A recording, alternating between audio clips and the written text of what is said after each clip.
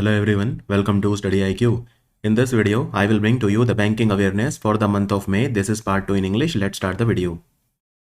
United Nations High Commissioner for Refugees, UNHCR. This is an organization that works for the betterment of the refugees and it is headquartered in Geneva, in Switzerland. So they have set up a climate resilience fund.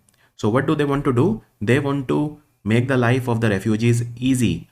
Those refugees who are moving or who are getting displaced because of the climate change. So how much money they will put in this fund? $100 million by when? So $100 million they plan to put in this fund by 2025. By 2025, this is to protect the refugees and the displaced communities from the effects of the climate change. Now, where will they be using this fund? They will be using this fund mainly in 5 countries. They will use it in Bangladesh. They will use it in the African country Chad, in Ethiopia, in the African country Kenya, Ethiopia, Kenya, and Mozambique.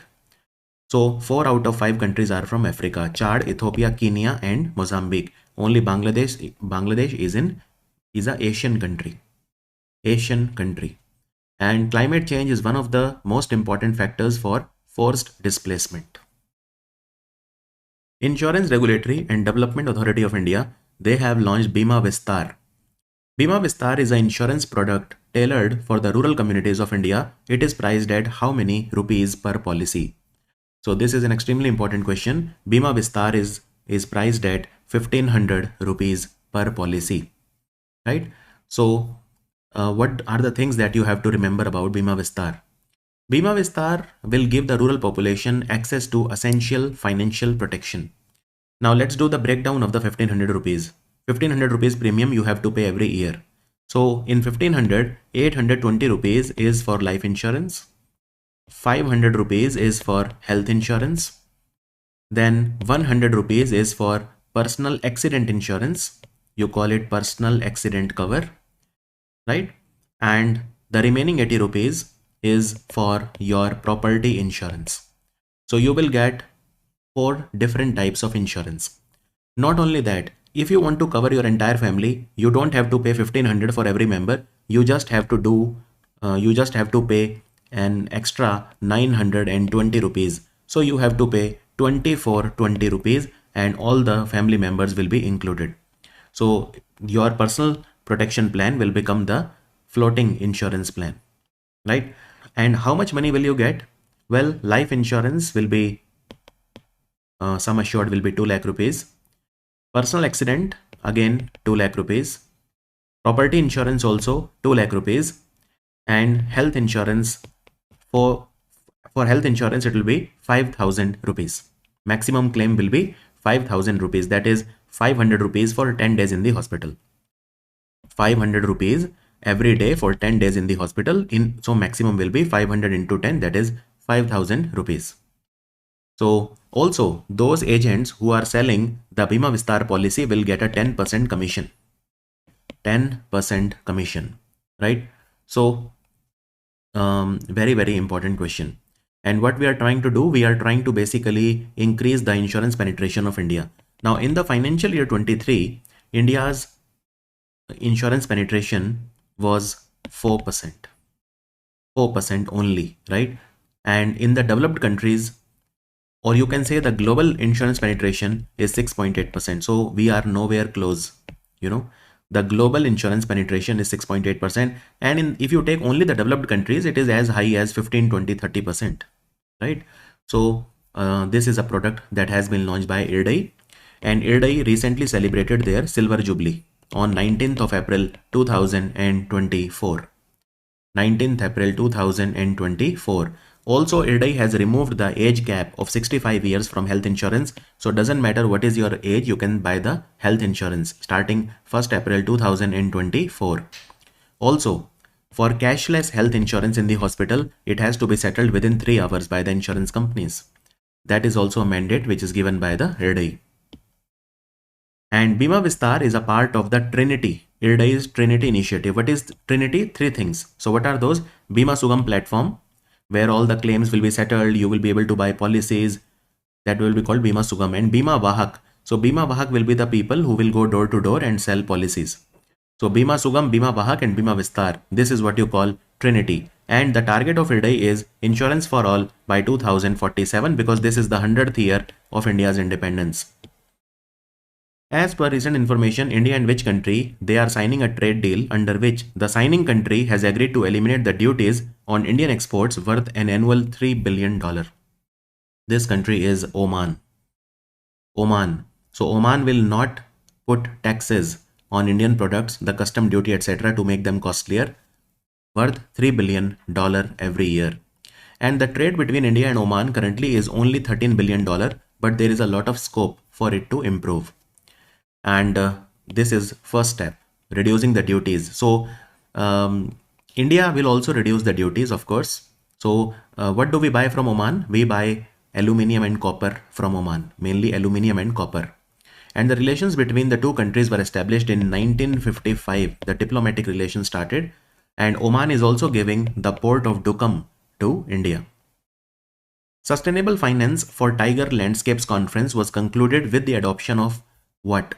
So it was held in Bhutan, and it led to the adoption of the Paro Statement because it was held in the Paro city of Bhutan. And what was the sustainable finance option? So they decided that we need to spend $1 billion over the next 10 years to protect the tiger landscapes.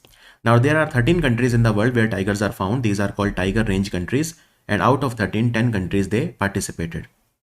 Bangladesh, Bhutan, Cambodia, China, India, Kazakhstan, Malaysia, Nepal, Thailand and Vietnam. These are the 10 countries that participated. 70% of the tigers of the world are found in India. And this conference was also supported by United Nations Development Program. United Nations Development Program. So Bhutan was the host and Paro Statement was adopted by the countries. Which organization has received the Navratna status recently? So the latest one to receive the Navratna status is actually HUDCO, Housing and Urban Development Corporation, HUDCO.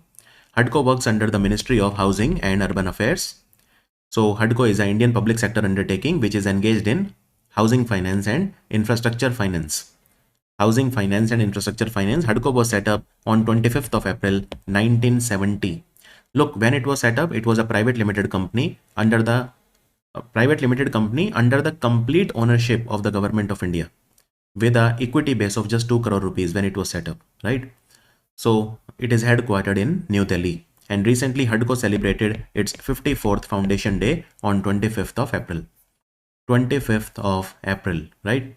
And Navratna status was also given to IREDA recently. IREDA, Indian Renewable Energy Development Agency. They also got, and National Fertilizer Limited also got the Navratna status recently.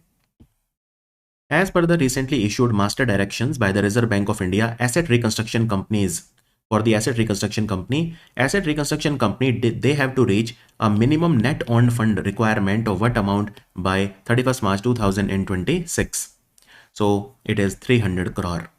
If you want to open an asset reconstruction company, your minimum net worth has to be 300 crore. Earlier it was 100 crore, then it was increased to 200 crore, and finally it is 300 crore. 300 crore. And asset reconstruction companies, what do? They basically buy the non-performing assets or the stressed assets from the banks, and they do the recovery. So this has been issued. These directions have been issued by the Reserve Bank of India. Reserve Bank of India, under which section? So Reserve Bank of India has these directions have been issued. So the provisions of these directions will apply to every asset reconstruction company which are registered with the Reserve Bank of India under Section 3 of the SARFAESI Act.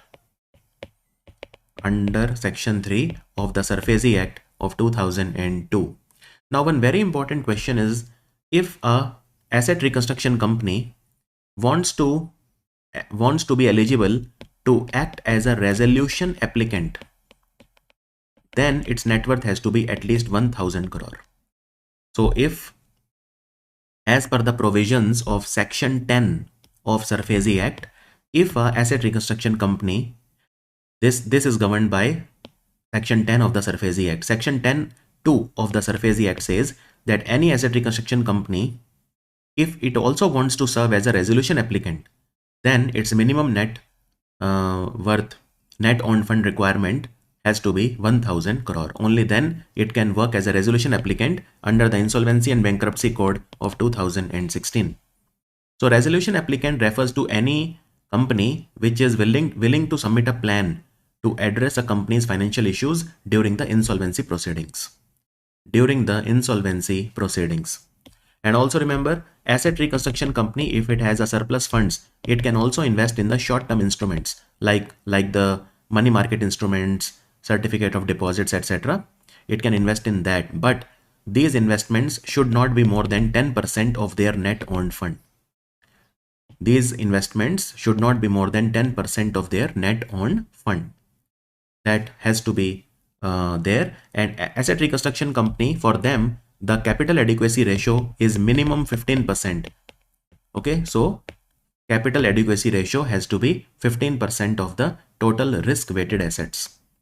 So CR here has to be minimum 15%. Minimum 15%. And under which section asset reconstruction companies are registered? SARFAESI Act Section 3. As I said earlier also, SARFAESI Act Section 3. Understood? SARFAESI Act of 2002. Moving on now. As per the recent information, which of the following organization and Ministry of Electronics and IT, they are working on developing a state-level digital public infrastructure adoption index that will help boost the digital economy and support the financial inclusion. Digital public infrastructure, you already know, like UPI, like DigiLocker, all of these things are digital public infrastructure of India. In India, we use the term India Stack for the same. India Stack for the same. Now, this digital public infrastructure, there will be DPI adoption index. Why DPI adoption index? So DPI adoption index will basically create a competition between the different states, so that they try to outdo each other and they adopt digital infrastructure. So this is an index that Ministry of Electronics and IT will give every year in partnership with the World Bank. So DPI index will analyze the gaps to strengthen the digital economy and support the financial inclusion. It will also promote public-private innovation, public-private partnership in innovation. And India's DPI is also known as India Stack. And it consists of all these things like UPI, like Aadhaar enabled payment system, and a lot of countries in the world, they are now adopting India Stack. They are signing agreements with India to adopt India Stack, right? United Nations Conference on Trade and Development has rebranded itself as UN Trade and Development. So the word conference has been removed now. It will simply be now called as United Nations Trade and Development. Where is the headquarters of UNCTAD? It is headquartered in Geneva in Switzerland. Geneva in Switzerland. And this organization also gives Trade and Development Report, World Investment Report. So these are the two reports which are given by UNCTAD. Trade and Development Report, World Investment Report. As per the Organization for Economic Cooperation and Development, that is headquartered in Paris, they gave a report, Economic Outlook, OECD Economic Outlook. Now don't confuse it with World Economic Outlook. World Economic Outlook is given by the International Monetary Fund. So Economic Outlook report, India's GDP will grow at what percent? It grew by what percent in the financial year 24? In the financial year 24, so according to OECD, our GDP grew at 7.8%. And according to RBI's annual report, our GDP grew at 7.6% in the financial year 24. In the financial year 24. So this was said by the OECD. And let me also tell you, OECD recently gave a report which said that India was the #1 source for immigrants, for migrants in the OECD countries. Right? India was the #1 source. They gave a report called International Migration Outlook. International Migration Outlook. So 4.1 lakh people from India, they migrated to the OECD countries in 2021 and 2022. China was second, 2.3 lakh people from China, they migrated to OECD countries, right? And third was Romania. Now, India is not a member of OECD, but we want to become a member of OECD. OECD was founded in 1961. And India is not a member, but India is a key economic partner. 38 countries are a member of OECD. Ministry of Panchayati Raj, they are collaborating with which organization? And they have organized an event called Localizing the Sustainable Development Goals. Women in Local Governance in India Lead the Way. So this is a report which was released by United Nations Population Fund that is headquartered in New York. UNFPA. UNFPA. So recently there was 57th session of Commission on Population and Development called CPD 57, which happened in New York. That is where this report was released. And Ministry of Panchayati Raj collaborated with UNFPA to launch this report. And this report says that India is a global leader in empowering the elected women representatives. In India, 1.4 million women, they serve as elected members of Panchayati Raj institutions, and their number is 46%. So out of all the elected members of Panchayati Raj institutions in India, 46% are women. So this helps definitely in achieving the sustainable development goals. Sustainable development goals. And lot of Indian women, they went there, especially these three. They also represented India. So there is Supriya Das Datta. She has promoted women empowerment in Saifahi Jila in Tripura. Then there is Kunuka Hema Kumari, who is a sarpanch at the West Godavari in Andhra, in West Godavari district in Andhra, in one of the villages, and Neeru Yadav, who is also known as Hockey Wali Sarpanch because she is a sarpanch of one of the villages in Jhunjhunu in Rajasthan, and she has promoted hockey as a sport among the women. So these three women also represented.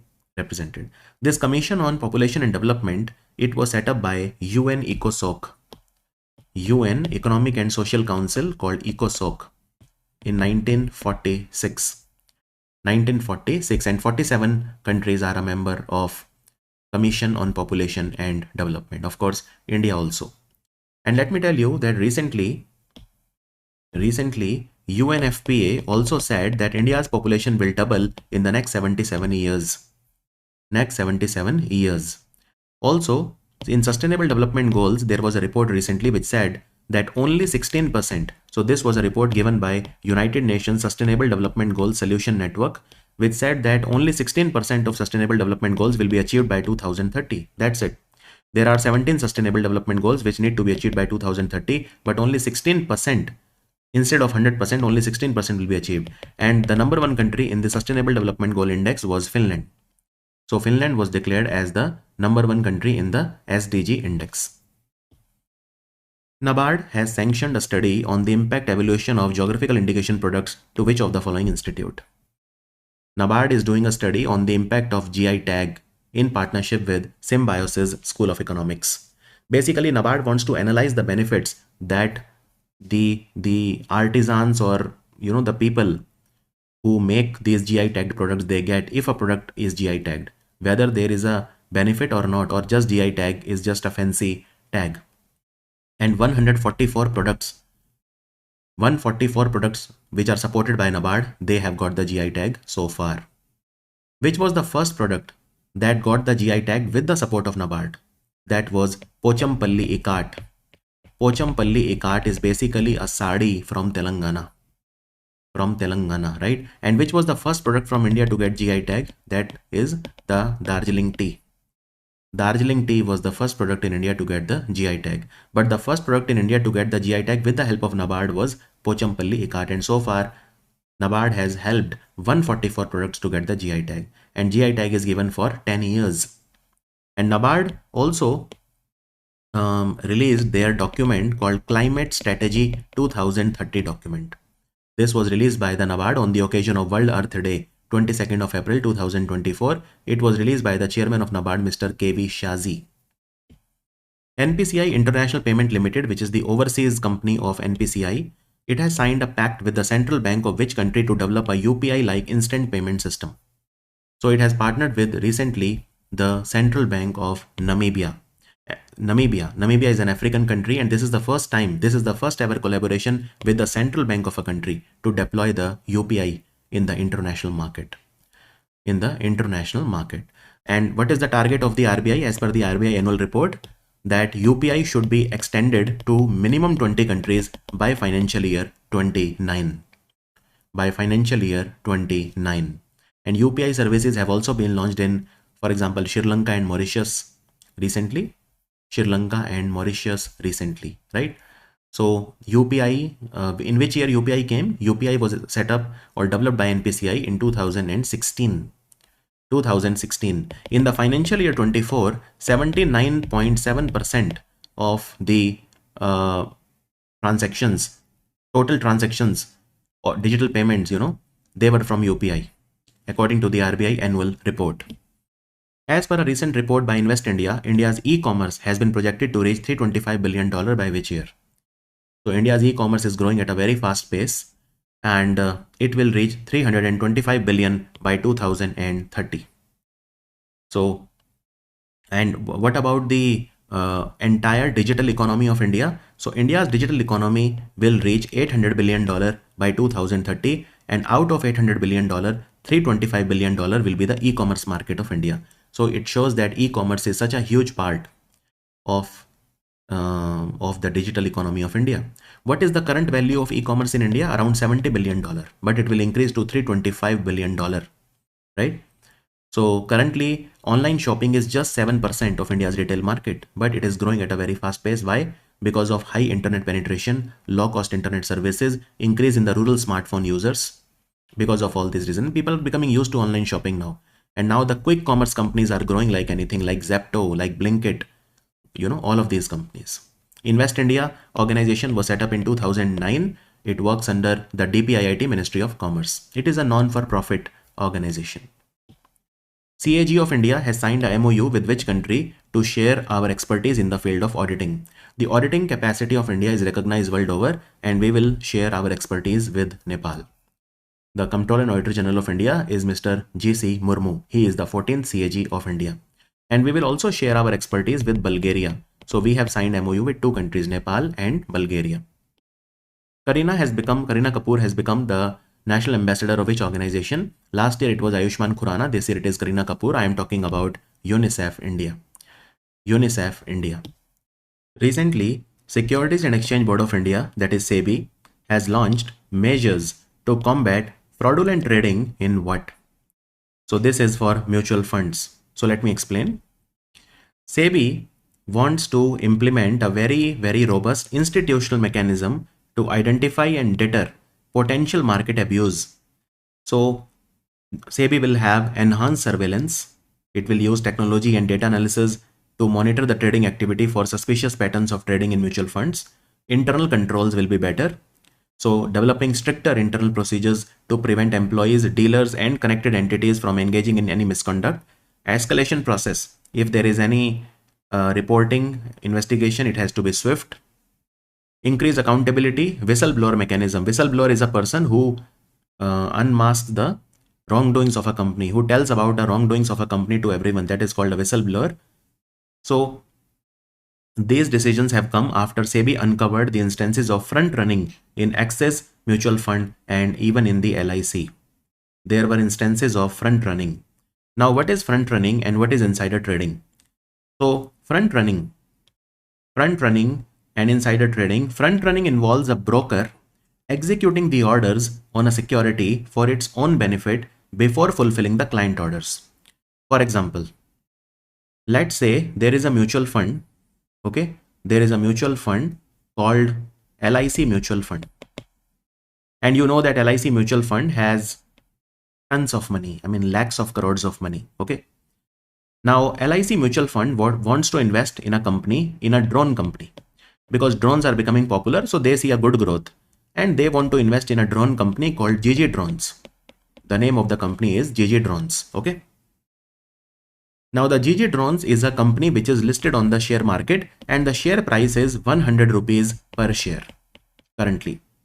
Now LIC mutual fund manager who takes the decisions how much to invest in this company, etc. is a person, okay, called Mr. Ramesh Kumar. Ramesh Kumar is the manager of LIC Mutual Fund. Now Mr. Ramesh Kumar knows that as soon as LIC Mutual Fund invests a significant amount in GG Drones, because this news will spread that look, LIC Mutual Fund has invested into the GG Drones company. So the share price will increase like anything. Because once LIC Mutual Fund invests in GG Drones, They will get a lot of investment also. The perception of the company will also change. Other retail investors will also see that, look, LIC mutual fund is investing in GG Drones, which means GG Drones must be doing very well, or it has significant potential. The share price will go to, let's say, 200 rupees per share. So before executing this investment into GG Drone, what he does is he opens a demat account in his wife's name, and he buys the shares of GG Drone's company. He buys significant shares of GG Drone's company. Let's say he buys 5 lakh shares. 5 lakh shares at 100 rupees each. So he is making an investment of 5 lakh into 100. That is 5 crore rupees. In 5 crore rupees worth of shares he purchased before investing in GG Drones by LIC mutual fund. Then he buys the share. So what will happen? He will make quick money, because once LIC mutual fund invest in GG Drone, as I said, the price of the share will shoot up, and his 5 crore will then become 10 crore within a matter of days, and then he will sell those share and make quick 5 crore profit. So this is called front running. In front running, what is happening? He is running before the fund. So front running involves a broker executing the order on a security for his own benefit before fulfilling the client orders. This is an example of front running. Now, what is insider trading? Insider trading is when a person has access to confidential information, the information that is not in the public domain, which only a very few people are privy to, for getting an unfair advantage. I will give you an example of insider trading.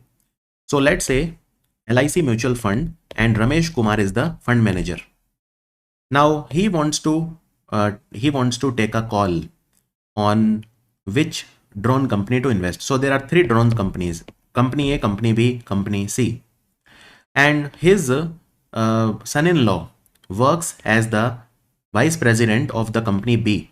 And he gives him some information about company B which is not in the public domain. For example, company B is launching a very super drone which is not available in India. So once this gets launched, the profit of company B, the market share of company B will increase significantly. Now this information is not in the public domain, but since his son-in-law is working as a vice president in company B, he gives this information to this person Ramesh Kumar, and therefore he decides to invest in this company B. So this is called insider trading. So SEBI says that I'm sick of people doing front running and insider trading, and I cannot allow it. Okay, now let's come to the other very important news that came recently. But for that, I have to explain you first the difference between FDI and FPI. What is FDI?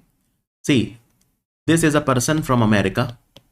He comes to me. Okay, this is me in green dress, Gaurav Garg, and he says, look, I want to invest in Study IQ, and I will invest 50 crore rupees in Study IQ, and in return I will take 30% stake in Study IQ. So he is making a private equity investment in Study IQ. He is investing 50 crore and he is getting 30%. Now tell me this, so deal has happened now. Now after 15 days, if he tells me I want my money back, can he get back the money so easily? No, it is not easy, right? Because how will I give him? Because this money which he gave me, I have already invested in the company. So either I have to now sell my company altogether to give him his money back, or I have to go for an IPO, get my company listed in the share market, which again is a very long process. It is not easy. Such investments are called FDI, foreign direct investment, where an investor will occupy a stake in your company in exchange for the investment. That is called FDI investment. Now, how it is different from external commercial borrowing? External commercial borrowing is very simple. I went to Mr. Robert from America and I asked him, please, can I borrow $5 million from you? And he gives me this money. This is simply external commercial borrowing. He is not taking a stake in my company. I have borrowed money from him on interest or debt financing or whatever. Whereas in FDI, he will occupy a stake in my company. He will buy a stake in my company. That is the difference between normal borrowing and FDI. Now, what is FPI?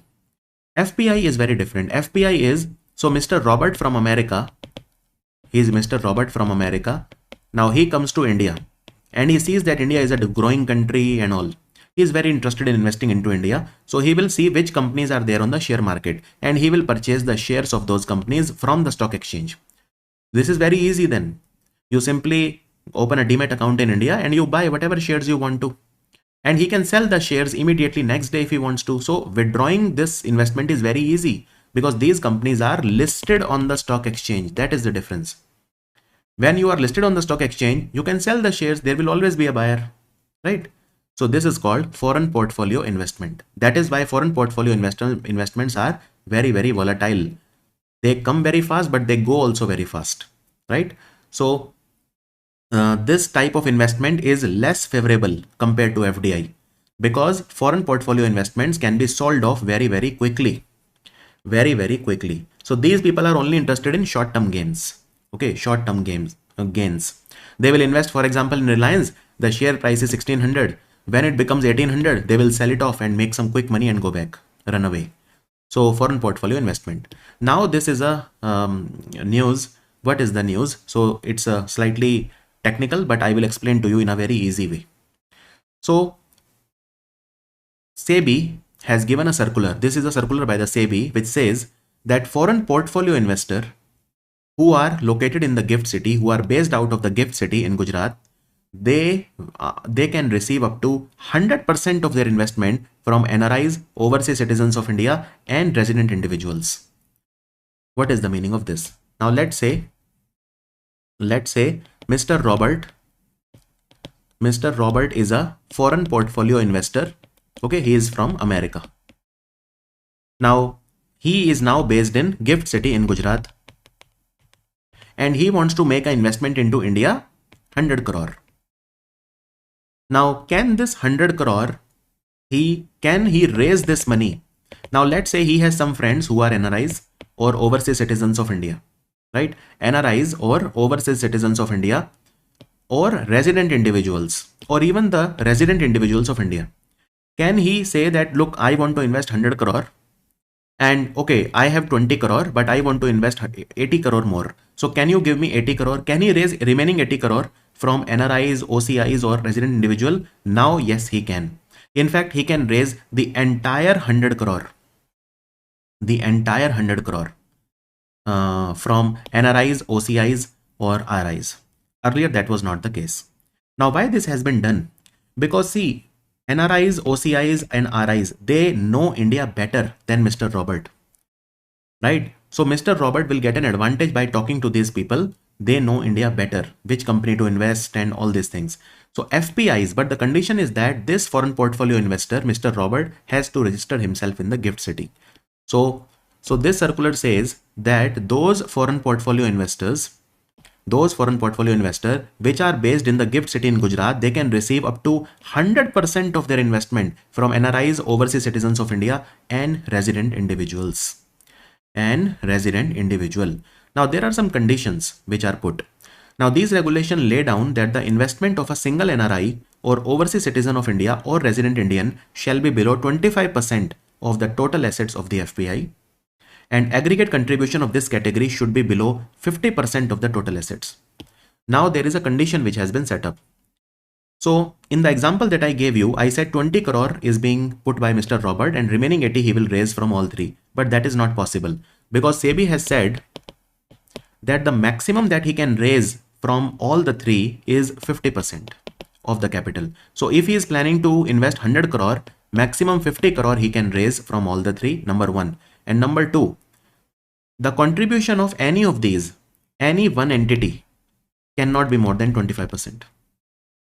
So for example, if Mr. Robert wants to invest 100 crore and if he is taking money, let's say from two people, okay, so one is a NRI and one is a overseas citizen of India and 100 crore. So one person or one entity cannot contribute more than 25% or 25 crore. And overall, they cannot put more than 50%. So let's say there are three people. He wants to raise money from three people. Okay. There is NRI 1. There is this person is also NRI and this is OCI. Now, can he take 25 crore from all the three? No. Yes, individually, one person can put in maximum 25%, but if you see there are three people and the combined will then become 75 crore, whereas the combined cannot be more than 50%. So from one person, not more than 25%, and from all of them put together, not more than 50%. So this is what the circular is saying. So that's all you need to understand. Also, one more small thing, mutual fund schemes at present can invest not more than 25% of their net asset value in group companies of the sponsor. The limit has been raised now to 35% for passive funds subject to certain condition. I repeat, mutual funds in India, they cannot invest more than 25% of their net asset value in group companies of the sponsor, but this has been increased to 35% only for the passive funds.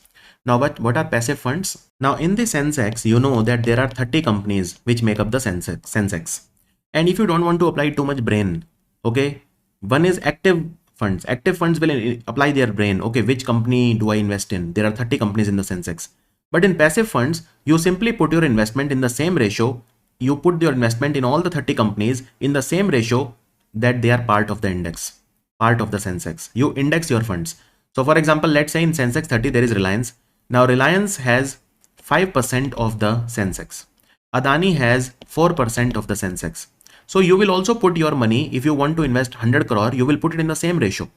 You will put it in the same ratio as a company occupy in the Sensex. That is called passive funds. So what you are trying to do, so as the Sensex will increase, your funds will increase in the same ratio. So that is called passive funds. So mutual funds, which are in, they can now invest up to 35% of their net asset value in the passive funds. So this was also written in the circular. Who among the following has been appointed as the president of Goods and Services Tax Appellate Tribunal? Goods and Services Tax Appellate Tribunal. What is the name of the person? First of all, you have to understand that what is the Goods and Services Tax Appellate Tribunal? The answer is Sanjay Kumar Mishra. He is a former Chief Justice of the High Court of Jharkhand. So he will hold the post for 4 years or till he gets 70 years of age, whichever is earlier. Whichever is earlier, his salary will be 2.5 lakh rupees per month. So GST-80 is a brand new organization and it will commence the operations from 1st of July 2024. 1st of July 2024. And it is a forum for second appeal in the GST laws. So basically, if you have a problem with any GST ruling, if you have any issue with GST, you approach the GST department. If still not, you approach the GST authority. And if GST authority also does not give you relief, you approach the GST Appellate Tribunal. Appellate means appeal. So this is the second appeal, forum for second appeal in the GST laws, right? And it has a principal bench in Delhi and it has 31 state benches in different states of India, right? Highest number of benches are in UP, 3. Total in all the states and union territory together, there are 31 benches and the main bench of GST-80 is in Delhi. And the age of the president can be maximum 70 and the age of the other members can be maximum 67. And what was the GST collection in April? It was 2.1 lakh crore. Now this is the highest ever. It is a record, 2.1 lakh crore in April, right? And if you want to break it down, then central GST was 43,846, state GST was 53,538 and IGST, integrated GST, was 99,623. Which of the following organization has released a report, Aging Well in India, Asian Development Policy Report? It has been released by the Asian Development Bank. Now, what does this report say? It says that India has the lowest health insurance coverage among the older people at just 21%. Just 21%. Whereas there are countries in Asia like South Korea and Thailand which have achieved 100% coverage. In India, the health insurance for the old people is just 21%. So that was what was said in the report. And of course, there is other data also, but you only have to remember the data with respect to India. So I think this much is enough for you. And here you can see for India, old age dependency ratio. First of all, you have to understand what is old age dependency ratio. So that I will tell you. Old age dependency ratio, the share of people aged 60 years and more over those in the 15 to 59 years of age. So the people who are aged 60 years or more, you divide them by the young people. Young, I mean aged between 15 to 59 into 100. This is called old age dependency ratio. So for India, this will increase significantly because yes, we are a young country, but we will not be young country by 2050. So currently, the old age dependency ratio is only 20% in India in 2022, but it will be more than 30% by 2050. So this was also said in the report. Now here is something very, very interesting. What is silver dividend? See, the problem in India is that the people, once they get over 60, there is no opportunity for them. So for example, the government servants, they retire at 60. Most of them, they retire at 60. Now they have a lot of experience. If they are still healthy, there is no much opportunity for them, you know. So there is a untapped work capacity of people in the age group of 60 to 69. What happens if India starts taking advantage of the people from 60 to 69? If we can untap the potential of the people who are in the age group of 60 to 69, then India can see an improvement of 1.5% in our GDP growth rate. This is huge. So if our GDP will grow at 7% some year, it can grow to 8.5% that year if these people work from 60 to 69. And what is this extra GDP growth rate called? Silver dividend. Silver dividend. Okay, this can come as an MCQ. What is silver dividend? So silver dividend simply means that longevity and longer working life as potential sources of growth in an aging society. That is called silver dividend. So 1.5 percentage point in our GDP is India's silver dividend. Silver dividend means when the old people work, the GDP of a country grows more. When silver dividend is the growth potential generated by the untapped work capacity in older people. So this is 1.5% according to Asian Development Bank. This is an extremely important MCQ question. Which of the following company has received a no objection certificate from RBI for setting up a wholly owned subsidiary in International Financial Services Center, Gift City in Gandhinagar? So which company will set up its office in IFSC Gujarat, Gift City? It is Rural Electrification Corporation, which is a Maharatna company. It works under the Ministry of Power. And this company was also in news because it has taken a loan of 60 billion Japanese yen from the Italian credit agency called SACE. And also Rural Electrification Corporation, it has given a loan. Yes, it has taken a loan from SACE, but it has given a loan to Chenab Valley Power Project Private Limited of 1870 crore for setting up different hydropower projects on the Chenab River in Kishtwad, like the Kwar Hydropower Project, like the Kiru Hydropower Project, etc. India and which country? They have identified several key sectors for enhanced cooperation, including pharmaceuticals, unified payment interface, and local currency settlement system. So we have identified these areas of mutual cooperation with Nigeria. Crude oil, natural gas, pharmaceuticals, UPI, local currency settlement system. The second India-Nigeria Joint Trade Committee meeting happened in Abuja, the capital of Nigeria, on 29th and 30th of April. And we have signed local currency settlement system agreement with Indonesia also and with UAE also recently. Which regulatory body has mandated that any person or entity involved in the distribution of portfolio management service should obtain registration with Association of Portfolio Managers in India? What is portfolio management services? Basically, they tell you where to invest. For example, if you have 100 crore rupees and you want to invest, so they will make a portfolio for you. For example, 1 crore you invest in real estate, 50 crore you invest in mutual fund, 30% you invest in government securities, 10 crore you invest here, there. So that is your portfolio. So portfolio management services are popular. But if you want to become a portfolio manager, if you want to give portfolio management services, you have to get yourself registered with Association of Portfolio Managers in India. And this will come into effect from 1st of January 2025. So you have time till 1st of January 2025 to do so. And this has been mandated by SEBI. SEBI has said this. So portfolio management service is a professional financial service where skilled portfolio managers, they manage your portfolio, equity portfolio, right? Where you are investing the money, and This will come into effect from 1st of January 2025. 2025. Moving on now, Asian Development Bank and the donors, they have agreed to replenish the Asian Development Fund 14. Now the 13th of the replenishment of ADF. ADF 14 will be the 13th time Asian Development Fund will be replenished. It will support the grant operations during which to which time?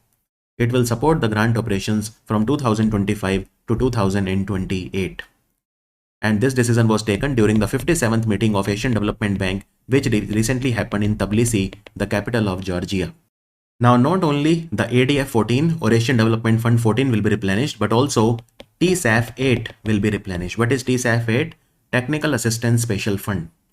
TSAF 8 will also be replenished. TSAF 8, it provides grants for building capacity, preparing projects, and providing technical or policy advice.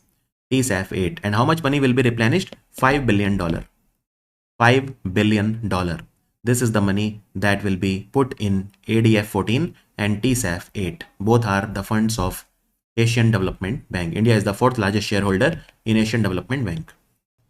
Securities and Exchange Board of India, now they have introduced a framework for administration and supervision of the research analysts and investment advisors. It will be effective from which date? It will be effective from 25th of July 2024. So what is the meaning of this question? Now look, there are two types of functions. One, research analyst. Research analyst is a very common term, right? And investment advisor. Now, we need to regulate both of them, right? So if any person says I'm a research analyst, there has to be some accountability, some standards. So there has to be a regulatory body for research analyst, and same goes for investment advisor. Now for research analyst, the body that will supervise them will be known as RAASB, which stands for Research Analyst Administration and Supervisory Body. And investment advisor, the supervisory body, will be known as IAASB. IAASB, which means Investment Advisor Administration and Supervisory Body, right? So ASB stands for Administration and Supervisory Body in both the case. RA is Research Analyst and IA is Investment Advisor. Very easy. Now the thing here is that they don't need to be a separate body. Like RAASB is a separate body, IA is a separate body. Even the stock exchange can do this work. The stock exchanges in India, like the Bombay Stock Exchange, like the National Stock Exchange, Multi-Commodity Exchange, there are many stock exchanges in India where trading is done. These stock exchange can act as RASB or IASB. We don't need separate body.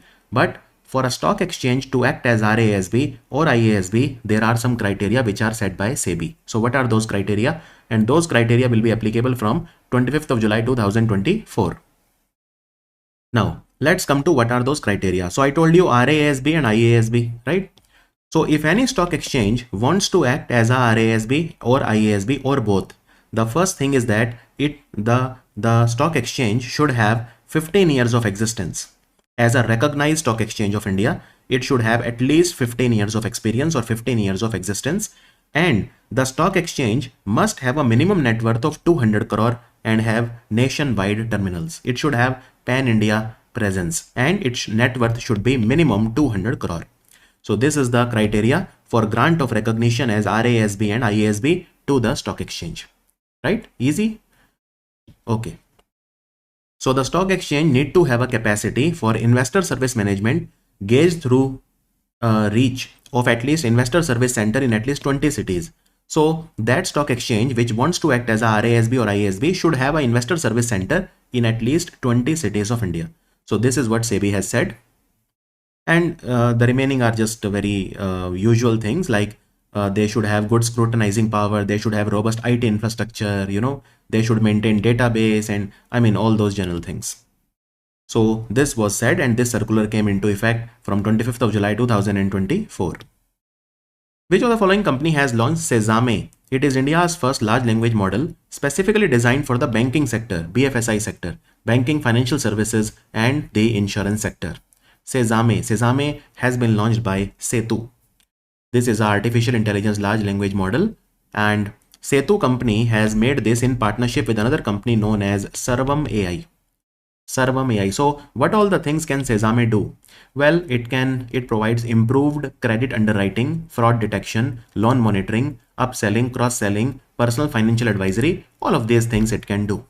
Recently, IFSCA, International Financial Services Center Authority, which manages all the IFSCs in India. This is the authority for the same IFSCA. And one of the IFSC which is very popular is GIFT City in Gujarat. Now, IFSCs in India, if you are a foreign portfolio investor, okay, and if you are registered in a IFSC in India, like a GIFT City, then what can you issue? What can you issue in the GIFT IFSC? You can issue derivative instruments. You can issue derivative instruments. What derivative instruments? What are these known as? These are known as offshore derivative instruments. Offshore derivative instruments, also known as participatory notes. Also known as participatory notes. So what are these? So participatory notes or offshore derivative instruments, they are issued by the foreign portfolio investors who are registered in India in any IFSC to those overseas investors who do not want to register themselves as FPI in India. Very simple. So for example, let's say there is a foreign portfolio investor. He wants to invest 100 crore in India. Now he is 10 crore rupees short. He has only 90 crore. He needs 10 crore. So to other overseas investor, it can ask for 10 crore by issuing participatory notes. Basically, you are participating in my investment, right?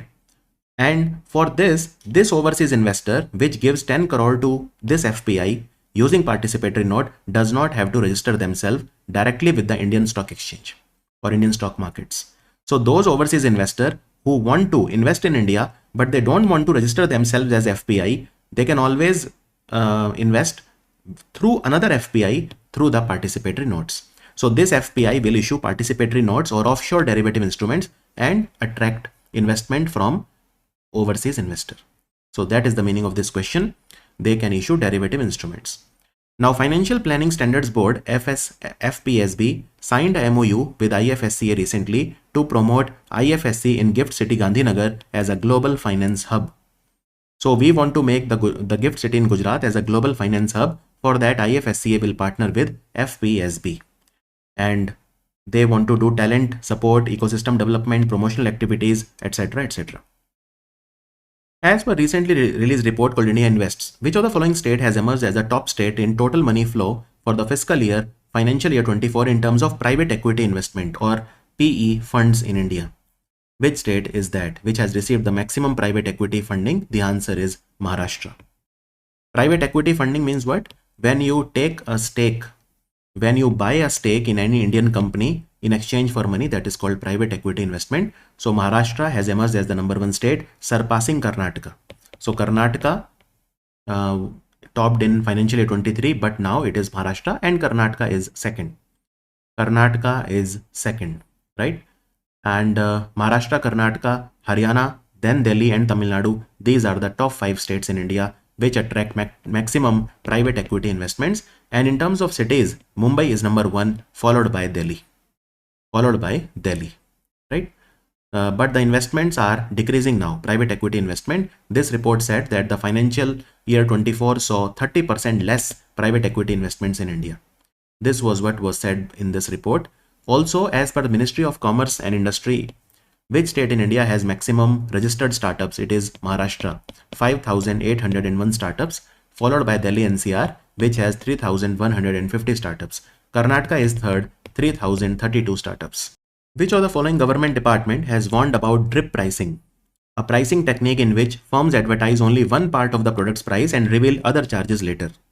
So for example, if you want to buy the shoes, you will see the price is 4,700 rupees. But then they will have other charges later on, hidden charges, handling charges, shipping charges, and etc. etc. This is called drip pricing. So the consumers are surprised with hidden charges. So this is a malpractice according to the Ministry of Consumer Affairs. So Department of Consumer Affairs, which works under Ministry of Consumer Affairs, Food and Public Distribution. And if you see any drip pricing, so drip pricing is a pricing technique in which the firms advertise only a part of the product's price and reveal other charges later when customer goes through the buying process. So that is called drip pricing. World Migration Report, which of the following country has become the first country to receive over $100 billion of remittance in 2022? So this is India. And let me show you, you can see this table here. This is the latest one. So India received $111.22 billion of remittance, right? Second was Mexico, third was China, fourth was Philippines, and fifth is France. You have to remember the top five. Pakistan was sixth. Egypt was 7th, Bangladesh was 8th, Nigeria was 9th, and Germany was 10th. So these are the top 10 countries in the world which received remittances, right? So the total remittance that was received in the financial year, in the calendar year 2022 was $831 billion. And out of that, India received the lion's share, $111.22 billion. And there are a lot of migrants in the world, you know. There are 281 million migrants, 28 crore people, they are migrants who work in some other country in which they are born. So India is the first country ever to receive more than $100 billion in remittances. And which is the country which is the source of remittance? That is an interesting question. So the source of remittance, top countries sending remittances across the world, number 1 is United States, number 2 is Saudi Arabia, number 3 is Switzerland. So these are the top 3 countries which are the source of remittance, right? America sends around $79.15 billion, which means of all the people who are working in America of different countries, they send to their respective countries total $79.15 billion of remittance. And this report was given by International Organization for Migration that is headquartered in Geneva.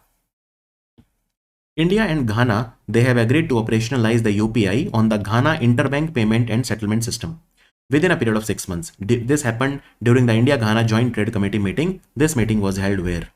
This meeting was held in the capital of Ghana, which is Accra. So now we will be operationalizing the UPI on the Ghana Interbank Payment and Settlement System as well. And India is one of the largest investors in Ghana. Ghana is a good friend of India, and we are slowly but surely we are increasing our trade with Ghana. 2024 World's Wealthiest Cities Report. Which city has retained its title as the wealthiest city in the world? So you can see New York City. It has more than 349,000 people who are millionaires. Millionaires mean who has $1 million or approximately 8.5 crore rupees. Second is the Bay Area, San Francisco area in America. Third is Tokyo in Japan. Fourth is Singapore City in Singapore. Fifth is London in UK. So these are the wealthiest cities in the world. And such questions can definitely be asked in the exam. As per the recently released World Bank's report, Recipe for a Livable Planet, achieving net zero emission in the agri-food system, annual investment have to increase to what amount a year to halve the current agri-food emissions by 2030. So agriculture is one of the biggest sources of methane, of other greenhouse gases also. And if we have to decrease those agriculture emissions by 50% by 2030, we would need an investment of $260 billion a year, you know, and we have to increase it by almost 18 times compared to what we are doing right now. So the investments in this field is a pittance. It is very less compared to what is required. So this is a report that was released by the World Bank. Which of the following state government has launched Pirul Lao Paise Pao campaign to contain forest fires in the state? So Pirul are your pine leaves and which are dry and they catch fire easily. So Uttarakhand government has started Pirul Lao Paise Pao scheme, where the youth, they can collect the dry Pirul leaves from the forest and government will buy them at 50 rupees per kg. This will prevent forest fire and it can be a good source of income for the youth. Which organization has launched an accelerator program in collaboration with NABARD to support 30 farmer producer organizations distributed across Karnataka? So this is an organization called Krishi Kalpa. It's a non-for-profit organization and it will support 30 farmer producer organizations distributed across Karnataka. So Krishi Kalpa will transform these farmer producer organizations into sustainable businesses. It will help the FPOs to connect with markets and resources. It will help them to develop entrepreneurial skills and supply chain management.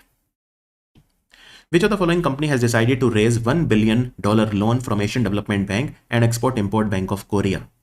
Which Indian company is taking this loan, $1 billion from both of these? It is Rural Electrification Corporation, again a Maharatna company based under the Ministry of Power. And it has also taken a loan of 60 billion Japanese yen from the Italian company called SACE, S-A-C-E, SACE. Amplifying the global value of Earth observation. This is a report released recently. Global value of Earth observation data has been projected to increase from currently $266 billion to what amount by 2030. Earth observation means what? Earth observation means remote sensing. When you take the photographs using satellites and all, so all that data is becoming very useful. So the value of Earth observation data is currently 266 billion. It will become almost 3 times to 703 billion in just a matter of next 6 years by 2030. And this was a report released by the World Economic Forum. Also, what will be the value of the space economy, which is around currently $630 billion? It will become $1.8 trillion. It will also become approximately 3 times by 2035. This is also a report released by the World Economic Forum. India's permanent representative to United Nations Ambassador Ruchira Kamboj, she has presented a voluntary financial contribution of 5 lakh US dollar to UN Trust Fund for what? So this is a UN Trust Fund which was recently created, and this is for counter-terrorism. So India has contributed $5 lakh for the same. So far India has contributed around $2.55 million, including this. As per a recent data shared by Global Trade Research Initiative, which of the following country has emerged as the largest trading partner of India with 118.4 billion two-way commerce in financial year 24? So China is the biggest trading partner in India. Trading partner means import plus export. So import plus export. This is an extremely important question. So our trade with China, import plus export, was $118.4 billion. And with America, it was $118.3 billion. So you can see China just edged America. America is now at second position. America is now at second position. But the problem is that India's exports to China. So this is the import plus export. Our export to China were only $16.67 billion. And our imports from China were $101.7 billion. So we are in a huge trade deficit with China. Whereas with America, we enjoy a trade surplus. So with America, $118.3 billion, our exports are $77.5 billion. Our imports are only $40.8 billion. So you can see we have a trade surplus of approximately $37 billion with America, right? And so these are the top 2 countries with which we do trade. What about the third? So third, of course, is the UAE. Our trade with UAE, import plus export, is $83.6 billion in the financial year 24. And then we have Russia at 4th position, $65.7 billion. And 5th is Saudi Arabia, $43.4 billion. And 6th is Singapore, $35.6 billion. So these are the top 6 trading partners of India, and you have to remember this, right? These are the figures given by Global Trade Research Initiative. Reserve Bank of India has appointed which person as the executive director? There are multiple executive directors in the RBI, and R. Lakshmikant Rao has become the executive director. As per the recently released report, India's consumption story, the big divide. India is set to become the world's 3rd largest consumer market by which year? India will become the world's 3rd largest consumer market by 2026. By 2026. So this is a report given by UBS Securities, which is a company based in Mumbai. So India will, so currently you can see we are 5th, but we will be ahead of Germany by 2024 end, and we will be ahead of Japan by 2026. So after America and China, we will be the 3rd largest consumer market in the world, right? And what was our household consumption in 2023? It was $2.1 trillion. $2.1 trillion. So it has become double in the last 10 years, right? So this is the latest data. UAE India SEPA Council, Comprehensive Economic Partnership Agreement that we signed with UAE. So now to implement that, there is a council, UAE India SEPA Council, that has been made. So they have signed a MOU with which organization? To enhance the trade relations between UAE and India. And our target is that we should have $100 billion of non-petroleum trade with UAE by 2030. So this is the Indian Chamber of Commerce. Right? And this council is a new council. It has been set up in 2024. In February, we signed this agreement. February 2022, we signed SEPA agreement with UAE, and it became operational from 1st of May 2022. Recently, Defense Secretary has launched a commemorative coin marking 250th year of service to which company? So which company has served India for 250 years? It is Mazagon Dock Shipbuilder, which is based in Mumbai. The company started in 1774, And of course, it is a shipyard. It makes ship, So it is also getting very big orders now. So Mazagon Dock Shipbuilder manufactures warships and submarines. This is a company that works under the Ministry of Defense. Which of the following bank has become the first bank in India to act as trading and clearing member at the India International Bullion Exchange IFSC Limited or IIBX? Which is the first bank to do so? This is the State Bank of India. State Bank of India. And where is this IIBX, India International Bullion Exchange? It is located in Gift City in Gandhinagar. So what is a TCM? TCM or Trading Cum Clearing Member. So TCM is a member who can trade on their own account and on behalf of their clients.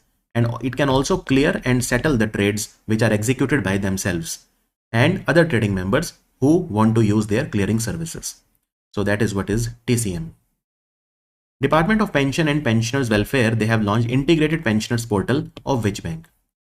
So this is for the Bank of India.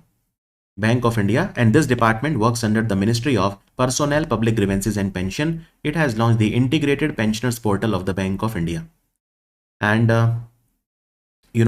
basically the Department of Pension Welfare, it wants to integrate the pension portals of all the 17 pension disbursing banks. And now Integrated Pensioners Portal of the Bank of India has been integrated. The idea is to provide one-stop services like pension slip, status of submission of life certificate, various pension related facilities. And what is the name of a portal? The portal is called Bhavishya platform. So Bhavishya platform is an integrated online pension sanction and payment tracking system. It was made mandatory for all the central government departments from 1st of January 2017. And now with what the government is doing with the Bhavishya portal, it is integrating all these pension portals of 17 different banks, right? So this is a very important portal which is called Bhavishya portal, Bhavishya platform. Now out of 17, how many banks their pension portal has been integrated with Bhavishya? So far only 5. Which are those 5? So State Bank of India, Bank of Baroda, Punjab National Bank, Canara Bank, and now the 5th one is Bank of India. According to the latest data from RBI, credit card spending has surged to what amount in the financial year 24? Credit card spending, so it surged 27% year on year, and it was 18.26 trillion, which means 18.26 lakh crore. So this much was the credit card spending in India. And in the financial year 23, it was 14 trillion. So from 14 trillion to 18.26 trillion, that is a jump of massive 27%. Now, during the financial year 24, which was the company that issued maximum credit cards in India? So first was HDFC Bank. And then we have second was SBI card, third was ICICI Bank, and fourth was Axis Bank. So these are the top 4 credit card issuer in India, and their market share, the 4 of these combined together, is around 71.98%. 71.98%. So these 4 companies are the biggest. Understood? Moving on. And this is the number of cards that they have issued. HDFC Bank 2 crore cards. SBI card is 18.89 million, or around 1.9 crore. ICICI Bank 1.6 crore and Axis Bank 1.4 crore. Which bank has partnered with ANQ Finance to launch credit card called Pi, which is a digital only card for seamless credit on UPI for domestic transactions? Pi card has been launched by Yes Bank. Yes Bank, right? It has partnered with a Bangalore-based company called ANQ Finance, which is a fintech company. Which of the following platform has received NBFC license from the Reserve Bank of India? NBFC license has been given to a company called Fi. So Fi is what? Fi is a neobank. It is the neobank platform of a company called Epify Technology. Epify Technology Private Limited. It has got the NBFC license from the Reserve Bank of India. And another company which got the NBFC license from RBI is called GetVantage. GetVantage is a revenue-based financing startup. So GetVantage also got the NBFC license from RBI. Now 2 companies have got the online payment aggregator license from the RBI under the Payment and Settlement System Act of 2007, GrowPay and Worldline e-Payment India Private Limited. Which company has launched the insurance campaign called No Jhanjat Life Insurance Fatafat, which means no hassle life insurance quickly, if I translate that to English. So it is HDFC Life. HDFC Life. In India has a very low insurance penetration. So all of these companies are trying to launch innovative insurance products. Reserve Bank of India has approved the reappointment of Atanu Chakrabarti as a part-time chairman of HDFC Bank for 3 more years. And RBI also approved the appointment of Sanjeev Nautiyal as the managing director and CEO of Ujjivan Small Finance Bank for 3 years. Which of the following bank has become the second bank in India to surpass 8 lakh crore market capitalization for the first time? Market capitalization is a theoretical value. If a bank wants to sell itself to some company, this is the theoretical value.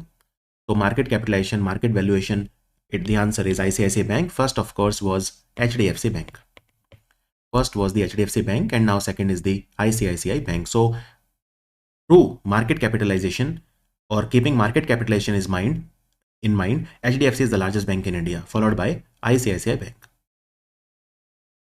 Which of the following organization and Citigroup, they have partnered to sign something known as Master Risk Participation Agreement to enhance the access to supply chain financing for the small and medium-sized enterprises.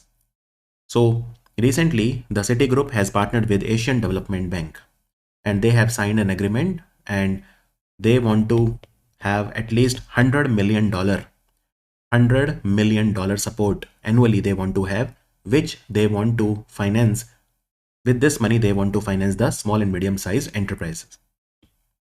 Which company has launched India's first mutual fund scheme with 50 mid-cap and 50 small-cap stocks? 50 mid-cap and 50 small-cap, it is Mirae Asset Mutual Fund. Mirae Asset Mutual Fund. What is small cap? What is mid cap? By the way, small cap are small companies. They have risky, but they can give you a lot of profit. Mid cap are mid-sized companies. And then we have large cap companies. Large cap companies, they will not give you that much profit because they cannot expand that much, but they are relatively stable. So low risk. So the risk increases when you go from large cap to small cap. As per recent information, which of the following bank has partnered with Atal Innovation Mission and they have empowered social sector startups in India by providing grants worth 19.6 crore in the financial year 24. So this was done recently by the HDFC Bank. Atal Innovation Mission and HDFC Bank, they have empowered the social sector startups. What is the name of this program? Parivartan. Parivartan Startup Grants Program. They have supported so far 170 startups and most of these startups are from tier 2 and tier 3 cities. HDFC Bank has also rolled out something called Pixel Play. This is a virtual credit card. For that, they have partnered with Visa. So it will be available on the Visa network. It will be available on the Visa network. And it has two variants, Pixel Play and Pixel Go. So this virtual credit card you can find on PayZapp mobile app of HDFC Bank. Which of the following organization has approved CARE ESG Ratings Limited to function as Category 1 provider of the environmental, social and governance ratings?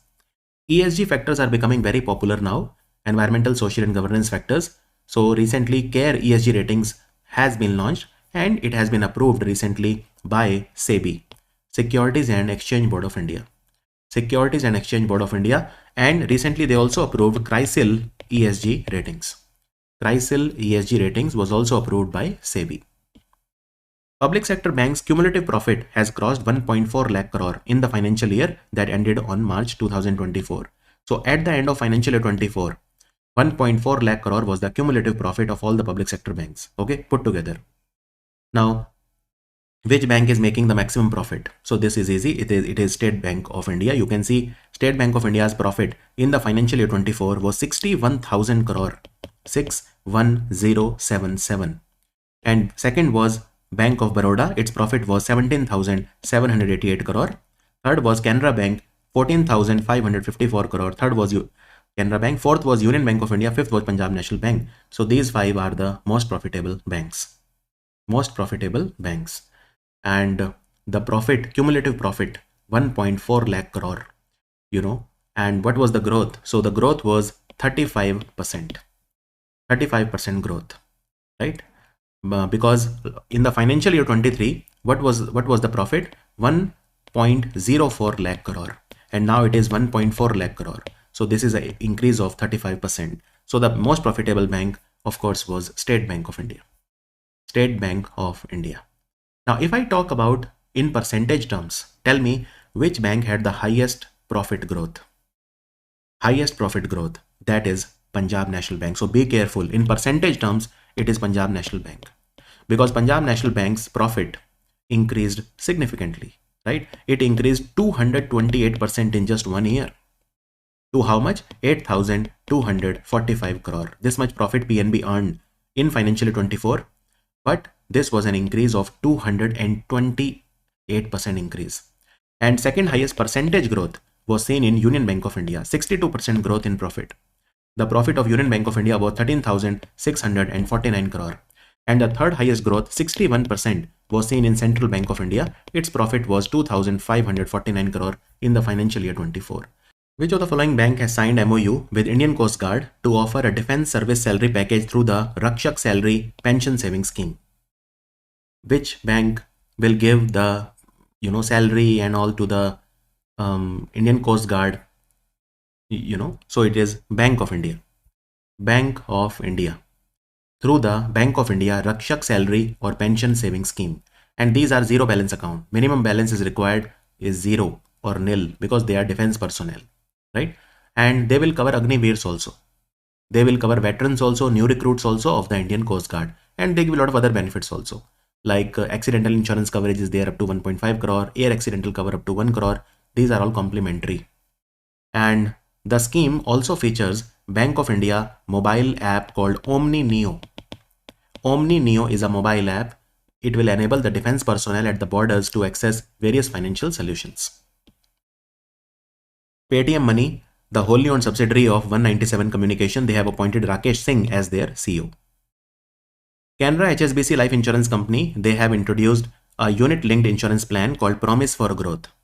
Promise for Growth. Just remember the name in case it is asked in the exam.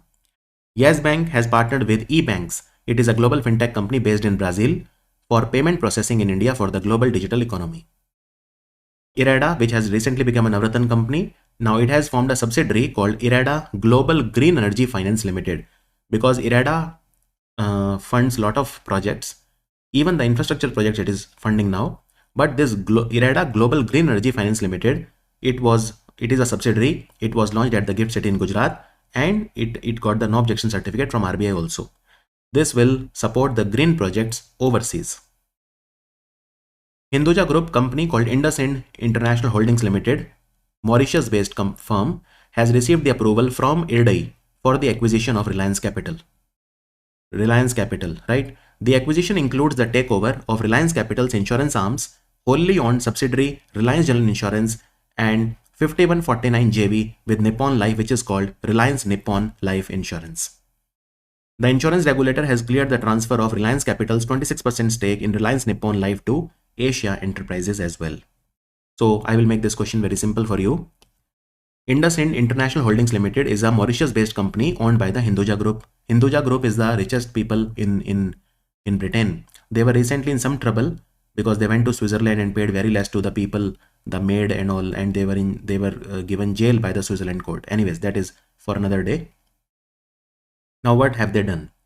So Reliance Capital, there are two companies which Reliance Capital owns. One is their Reliance General Insurance, which is their wholly owned subsidiary, 100% owned by Reliance Capital. And second is their 5149 joint venture with Nippon Life. 51% is owned by Reliance Capital and 49 by Nippon Life, called Reliance Nippon Life Insurance. So both of these will be acquired by IndusInd International Holdings Limited.